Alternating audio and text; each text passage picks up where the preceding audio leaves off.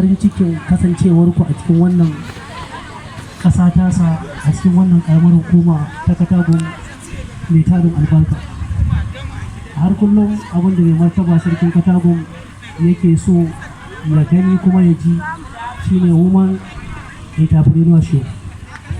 Kuma kun zo kun ba da small scale business a ɓangare da sako da lungu a cikin ƙaramar hukumar Katagum da ma kewaye baki ɗaya. Mai martaba sarkin Katagum ya ce a gaya muku cewa tabbas wannan abin da kuka zo kuka bayar, ilimi da kuka bayar da koya wa mutane mata kasuwanci, insha Allah shi ma zai iyakacin bakin kokarinsa ya tabbatar da cewa wannan program bai tsaya kawai ba, ya ci gaba da existing har zuwa lokacin da Allah ya kai shi.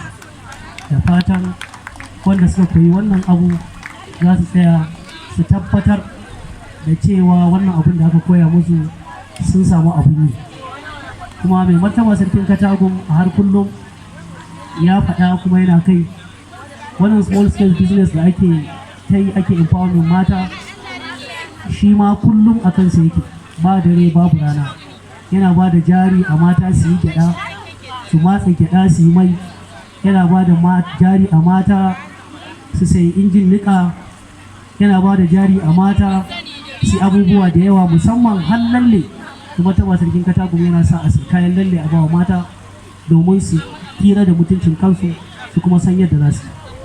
Muna fata Allah ya ƙara mana irin wayannan ƙungiyoyi a cikin wannan jiha tamu ta Bauchi mai albarka, a cikin wannan ƙasa tamu ta Najeriya mai albarka, musamman a cikin wannan ƙaramar hukumar tamu ta local government, Katagum local government mai albarka.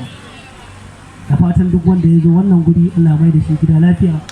Ku da kuka zo daga garuruwa da yawa, da fatan Allah mai da ku gida lafiya.